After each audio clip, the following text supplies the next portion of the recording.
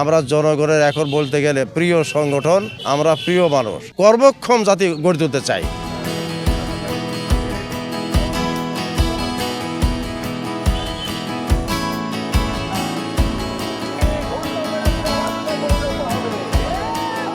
জনগণ ব্যাপক সাড়া দিচ্ছে, আমাদেরকে সাদরে গ্রহণ করে নিচ্ছে। আমরা জনগণের এখন বলতে গেলে প্রিয় সংগঠন, আমরা প্রিয় মানুষ।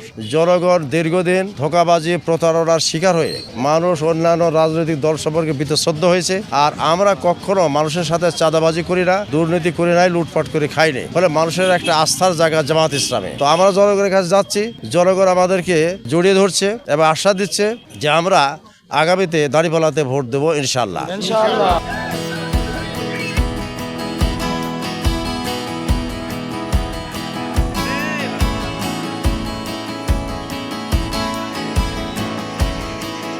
নলডাঙ্গা একটা অনগ্রসর একটা জনপদ, অনুন্নত জনপদ। এই এলাকা অবহেলিত, যোগাযোগ ব্যবস্থা অপ্রতুল এবং এই জায়গায় অবশ্য একটা সম্ভাবনার একটা দ্বার উন্মোচন হয়েছে। বিশেষ করে বিলটা শুধু এই এলাকার না, বাংলাদেশে এখন জনগণের একটা আকর্ষণ সৃষ্টি হয়েছে এবং এটাকে মিনি কক্সবাজার হিসেবে পরিচিতি পেয়ে গেছে। ফলে এখন বিভিন্ন জায়গা থেকে লোকজন আসে। তো এইটাকে আমরা যদি পর্যটন কেন্দ্র হিসেবে গড়ে তুলতে পারি, বিশেষ করে বাহির থেকে যারা আসে তাদের থাকা খাওয়ার সুবন্দোবস্ত নাই, এটা আমরা করতে পারলে এই পর্যটন কেন্দ্র হিসেবে এটা ভালো কাজ হবে। এতে করে এলাকার মানুষের কর্মসংস্থান হবে, মানুষের যান মালের জীবন যাপনের একটা মান উন্নত হবে এবং এখানকার কৃষি, যেহেতু এখানে এই বিলে কৃষি আবাদ হয়, এই এলাকায় বেশিরভাগই কৃষক। জামায়াত ইসলামের কেন্দ্রীয় পলিসি, আমাদের যে নির্বাচন সামিট ঘোষণা করা হয়েছে, সেখানে বলা হয়েছে আমরা কৃষকদেরকে বিনা সুদে লোন দেব, সুদ হবে না, অর্থাৎ কর্জে হাসানোর মতো। তাহলে সুদের পাপ থেকেও বেঁচে যাবে, আবার কৃষকের সুবিধা হবে, এই এলাকার কৃষকদের উন্নয়ন হবে ইনশাল্লাহ।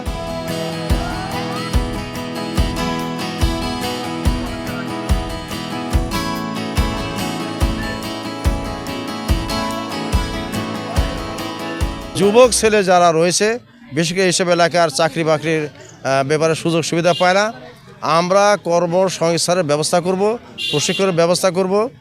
যুবকদেরকে আমরা কাজ দিতে চাই। আমাদের প্রতিপক্ষরা বলছে আমরা বাড়ি বাড়ি কার্ড দেব। এইসব ভিক্ষা খায় কী হবে? ওই সরকারের ভিক্ষা খায় কোনো লাভ নাই। আমরা ভিক্ষুকের জাতি পরিণত করতে চাই না, আমরা কর্মক্ষম জাতি গড়ে তুলতে চাই। যুবক ছেলেরা আয় রোজগার করবে, তারা চাকরি পাবে, তার বউ পালবে, তার মাকে পালবে, সবাই পালবে। আর কার্ডের চাইল লাইনে ধরে দাঁড়া কার্ডের চাইল নেবে, টাকা নেবে, ওই খাবে, এটা অথর্ব জাতি হয়ে যাবে। সুতরাং আমরা কর্মক্ষম জাতি গড়ে তুলতে চাই, জাতিকে আমরা অগ্রসর করতে চাই, স্বাবলম্বী করতে চাই এবং গোটা দেশের অর্থনীতি চাঙ্গা হবে ইনশাআল্লাহ।